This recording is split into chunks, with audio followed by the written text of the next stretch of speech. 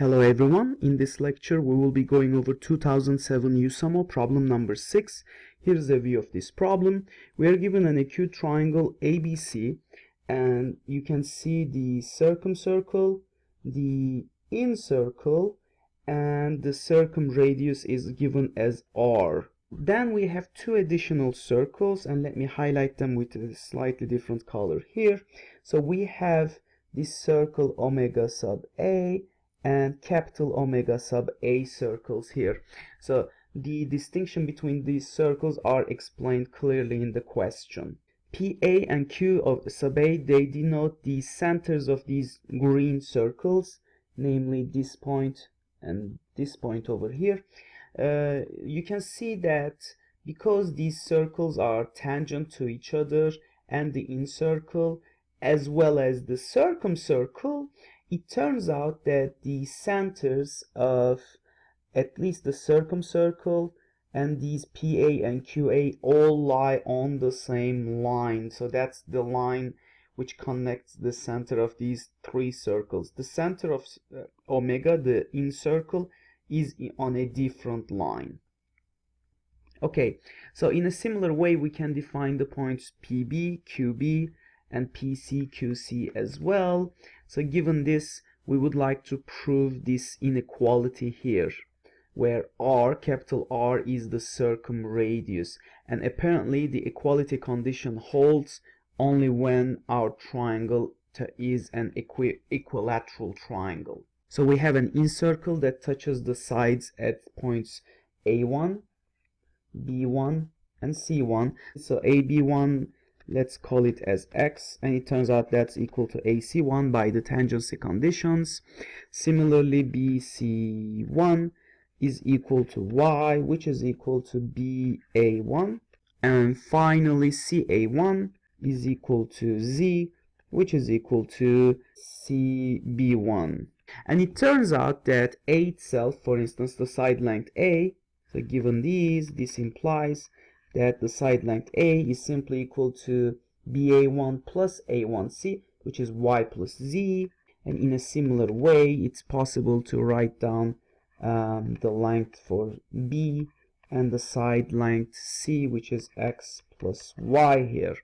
What we can do next is we can make use of the AMGM inequality. So by AMGM inequality, so we will just turn these summations into products. So therefore, by AMGM, we can claim that A is greater than or equal to 2 times the square root of YZ. In a similar way, B is greater than or equal to 2 times the square root of ZX, and C is greater than or equal to 2 times the square root of XY. Now multiplying these equations out, so what we realize is that multiply, so in that case A, B, C, that product would be simply greater than or equal to 8 XY Z. An equality condition obviously holds when X, Y, and Z are actually equal, and in that case it implies that ABC would be an equilateral triangle. So that's kind of related to our observation, like related to the problem. Okay, there is one more observation that I would like to make. So that was my first set of observations. My second set of observations, so let me write it with a different color, and this is a very well-known result. Law of sines imply that C over sine angle C is equal to 2R. So given that, what I will do is, let me just slide the problem slightly above so that I create myself some space here. So what that implies is that the area itself, the area of triangle ABC, so let's write that down. The area of triangle ABC is simply equal to 1/2 A times B times sine angle C. But I can go ahead and replace sine angle C here with sine angle C is equal to C over 2R. So therefore that would give us ABC over 4R. from here it implies immediately that R itself is just ABC over 4 times the area of our triangle. So therefore, what I claim is that all we have to do to prove the actual problem is to establish the following result. So let me write that down in the remaining step. Given these now, I would like to make the following claim, which I propose will complete the proof for this inequality. So here is my claim. So accordingly, I propose the distance between point PA and QA, and these are respectively the centers of circles omega A and capital Omega A. So I claim this distance can be represented in the following fashion, and by symmetry I can extend, and P sub B, Q sub B, and P sub C, Q sub C distances can also be represented in this following fashion. So let me first explain why this claim immediately implies or proves this inequality, and in the next step I will actually go ahead and prove this claim.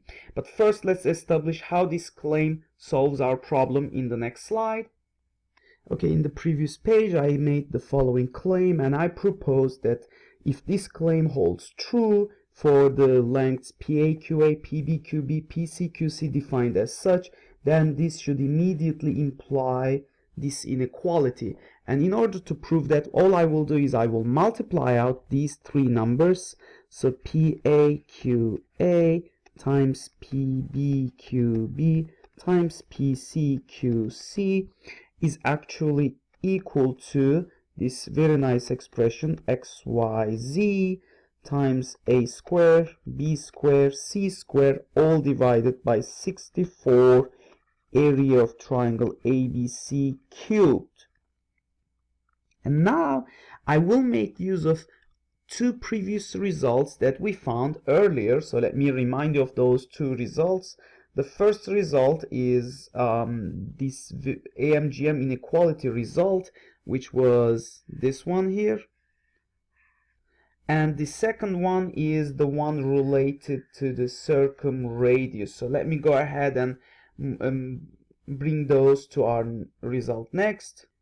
So therefore I just carried those two results here in the upper right corner. So all I need to have similar expression here is to multiply out both sides of this equation by 8, and then recognizing this term here 8xyz is given in this first result, I will replace it with ABC, and therefore it will be less than or equal to ABC times a squared, b squared, c squared, which is a cubed, b cubed, c cubed, all divided by 64 times area of ABC cubed. But then it turns out that we just realized this is simply equal to ABC over 4 area of our triangle cubed, which is simply R cubed.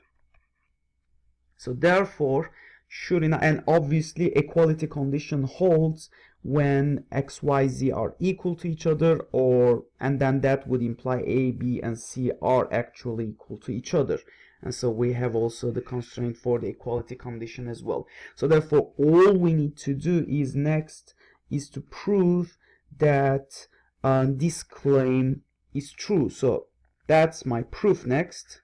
In my proof for this claim, I will be making use of inversion.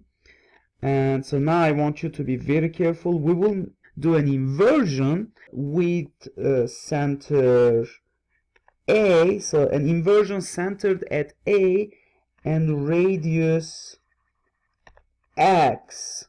So that's the critical one. So we have an inversion with center A and radius X. So on this picture here, let me draw it with a green color. It would be obviously X is the distance between AC1 and AB1. So therefore we should have a nice circle here. But that circle will be very special. Let me remind you that this is 90 degree here, and also this IC1 is also perpendicular to AB as well. So therefore my circle should be just tangent to these two lines. So I will just go ahead and try to draw these this circle here, which should look something like this. Now, with that circle of inversion, let me also remind you of the radii of these four circles. So we have four circles here. Omega has a radius r. Obviously, capital Omega has a radius capital R, so no need to explain that. Omega sub A has a radius R sub A, I will assume, and then capital Omega sub A, I will assume, will have a radius R sub A prime. So let me just make note of these here. So the radius attached to Omega is R sub A, and to capital Omega is R sub A prime. So little r sub A prime. Okay, so having said that, let's try to start working on our inversion. So let's do some simple observations first. So for example, the inversion of the point, say B1, will obviously be the point B1 itself, because we're inverting a point on our reference circle, on that green circle. So as a result, the inversion of B1 will be B1. And in a similar way, the inversion of C1, point C1, so C1 will be mapped onto C1 again under this inversion. Now, what is the most surprising result is the inversion of the in circle. So notice that the in circle is perpendicular to this inversion circle, to our reference circle of inversion, that circle centered at A with radius AC1, and because it is perpendicular, so we have two orthogonal circles. The inverse of an orthogonal circle is itself. I will go ahead and extend the line that goes through the centers of those three circles. So here you go. And I will go ahead and call this point here, I'll call this one as T, and I'll call this one as, this intersection point here, as S. And now I claim that the inversion, so well, what I mean is, let's set as S1 the inversion of point S, and in a similar way I will set T1, so the T1 is the image of the point T under the inversion. So S1 and T1 will be, because this is our reference circle of inversion, so T1 will be mapped inside the inversion circle. So probably I should say somewhere here, or we should probably use a different color. So that's my point. And then the point, the inverse of S would be S1, and it would be somewhere here. So that's our point S1, and similarly this is our point T1. And now what I will do next is that I would like to invert this circle omega A and capital Omega A with respect to that green circle. So let's go ahead and see if we can find this. So therefore I claim that the inverse of omega A first, so the inverse of omega A, which goes through the center of that circle of inversion, will be a straight line, and that line would go through that point, the image of S under inversion, which is S1. And that line will be parallel to the tangent that goes through point A. So we will have a tangency here. Let's call this line here as L. And so what I claim is that the inverse of omega sub A will be L1, which is a line parallel to that tangency line, and itself it will be tangent to the in circle. And in a similar way, the inverse, so that one I called it L1, and similarly the inverse of capital omega A will be equal to the circle, the straight line L2. Why is that? Because omega sub A also goes through that center of inversion, and so the inverse of it will be again a straight line, and that line actually will go through point T1, but moreover I know it will also go through those intersection points between the inversion circle and my and capital omega A. So it will go through these 3 points, so and that those 3 points are parallel to line L. So that line here will be L sub 2. I want you to think why these two lines L1 and L2 must be tangent to my in circle. So let me why don't you guys go ahead and pause the video and think about it for a minute or so. So I assume you guys have thought about that. So here is the reason: because our in circle is tangent to omega sub A and capital omega sub A prior to inversion. After inversion they must still be tangent. So after inversion those circles will be tangent at, well, my in circle will be tangent at this point that we claimed here. So let me find the location, and in fact that point will be on the line which, when you connect point A to this circle, so this is the tangency point between the in circle and capital omega A before inversion, and this is after inversion. So you can do a similar analysis for the in circle, so probably somewhere here I should say. So therefore again, before inversion the in circle and the circle omega sub A were tangent at this point. After inversion they must be tangent as well. So there you go, at that single point which is here. So therefore the inverse of omega sub A will be L sub 1 under inversion with respect to that green circle, and the inverse of this circle here, which is capital omega A. So let me actually make it clear here. So capital omega A, so the inverse of this one will be the line right here.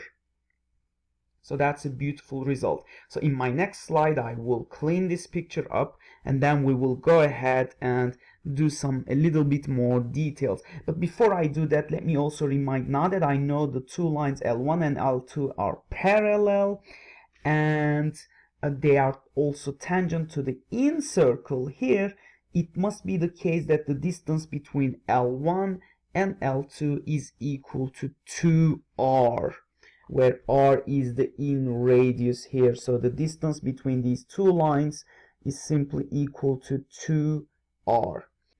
Okay, so far I know that the image of S under inversion is S sub 1. So the image of this point right here is this point over here, and in a similar way the image of T under inversion is T sub 1. So the image of this point here is up here.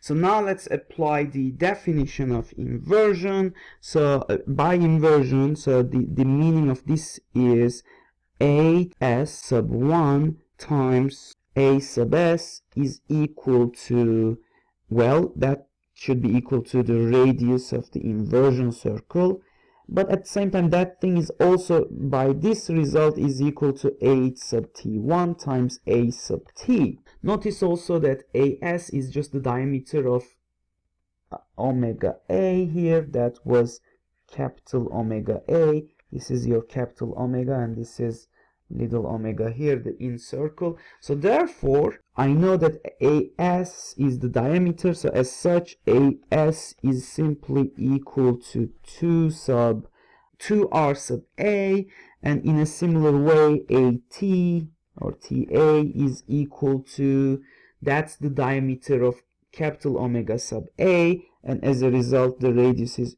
2R sub A prime.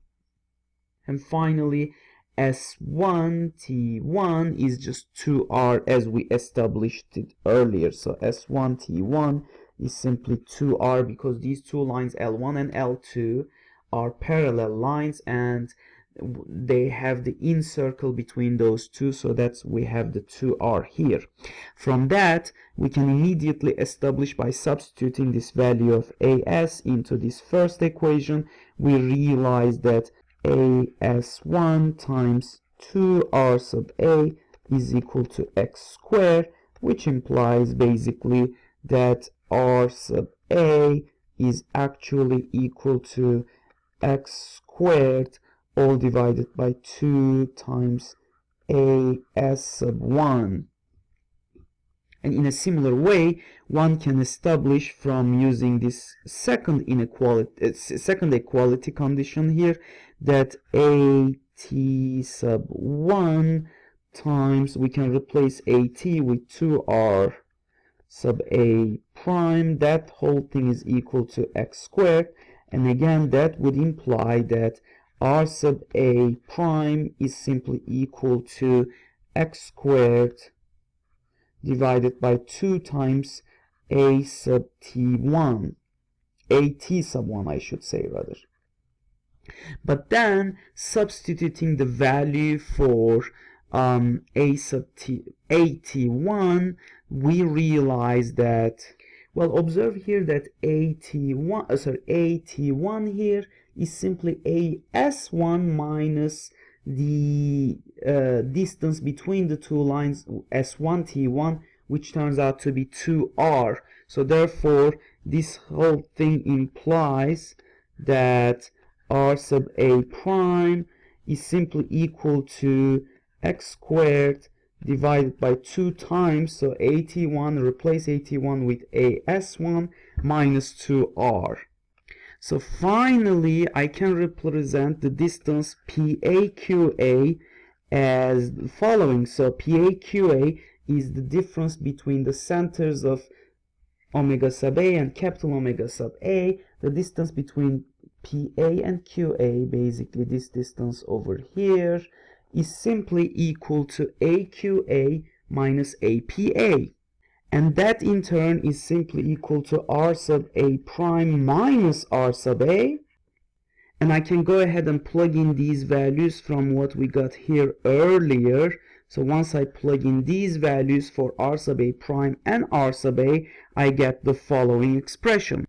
At this point, I would like to make the following observation, and I claim we need to make some angle chasing here. So observe the following. So I did drop the altitude from point vertex A all the way to side BC, and the foot of the altitude we called it as H sub A. So now I want you to do some angle chasing here, so I will do the same here. So please observe that this angle C here subtends the arc AB, the minor arc AB. So, and at the same time, if I go ahead and extend this line, which turns out to be the diameter of my circumcircle, because the center here is O, so therefore what I claim is the following. So this green angle C here, or angle ACB, plus angle BAO, this angle over here, is equal to 90 degrees. Why is that? Because these two angles, in total, they subtend this semicircle, and these angles are on the circle, not at the center. They are not central angles. As such, they should add up to 90 degrees. So therefore, angle BAO, so observe, BAO is equal to 90 degrees minus angle C. And then check this out. So because this is a 90 degree, it's a foot of an altitude here, That angle is simply this angle over here. So that thing is actually equal to angle CAH sub A, CAH sub A. But then that's very revealing, because I already know that because I have an in-center here, that angle BAI is equal to angle IAC, so those two angles are already equal to each other. And now I'm taking out some portions which are also equal to each other, so therefore the remaining pieces, like this piece here and this piece here, are equal. So this implies that I have angle, let's write it as OAI is equal to angle IAH sub A. But then this is such a beautiful result, because if I further extend the line IAI, it should go through by symmetry through that intersection point between the line L1 and the line BC, and this suggests further that this would imply that triangle AS1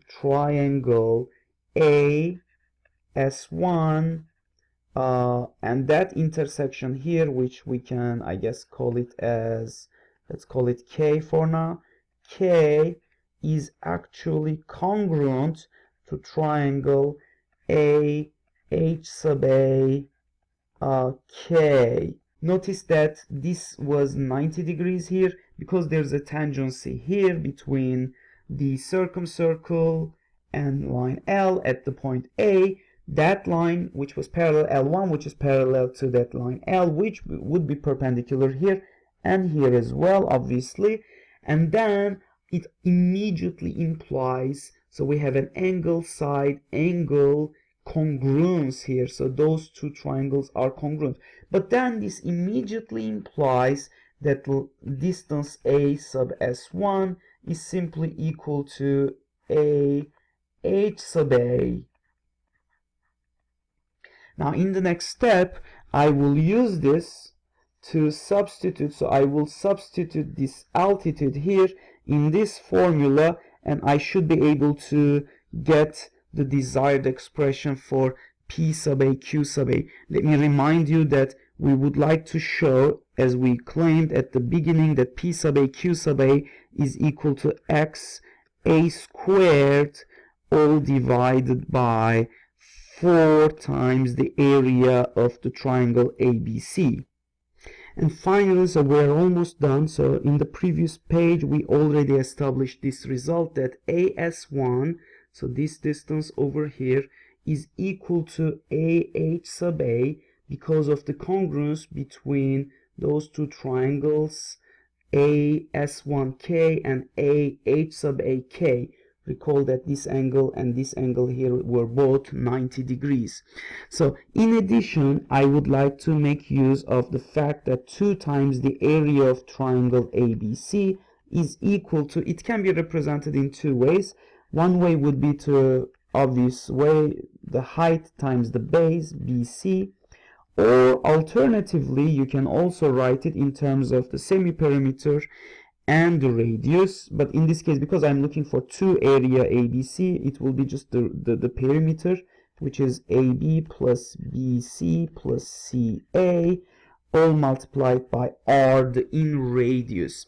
So let's go ahead and make the necessary substitutions in this expression here, and that should actually solve the problems for us. So what I will do is I will multiply and divide both sides by 2 ABC.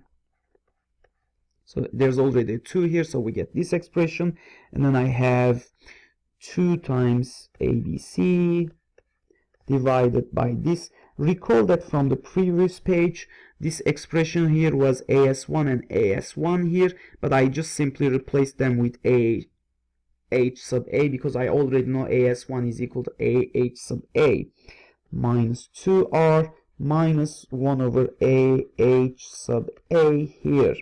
So what I will do next is I will take that area ABC to ABC and move it underneath.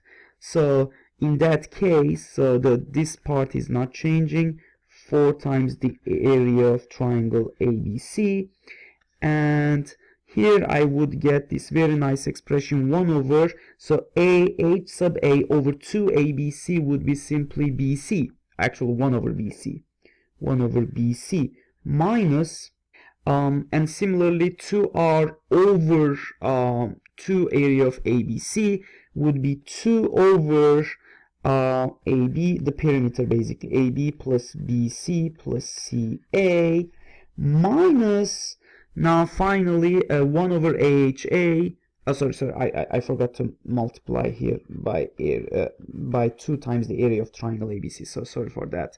So 2 ABC divided by AHA is simply BC here.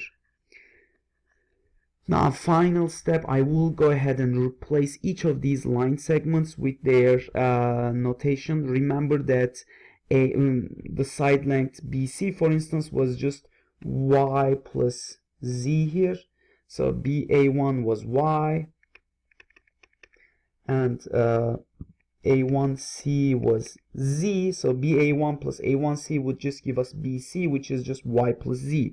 And in a similar way, we can represent AB and AC as well, so plugging them in as well, so I get that x squared over 4 times area of triangle ABC is, well, 1 over, so BC, I will replace it with Y plus Z, as I mentioned a few seconds ago.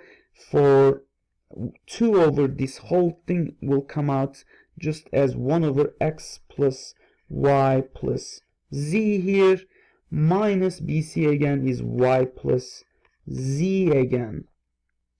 I can do a cross product for this ugly denominator and rewrite it carefully, so I should get x squared over 4 times area of triangle ABC, and that expression simplifies to Y plus Z times X plus Y plus Z, all divided by X, and then we still have minus Y plus Z here.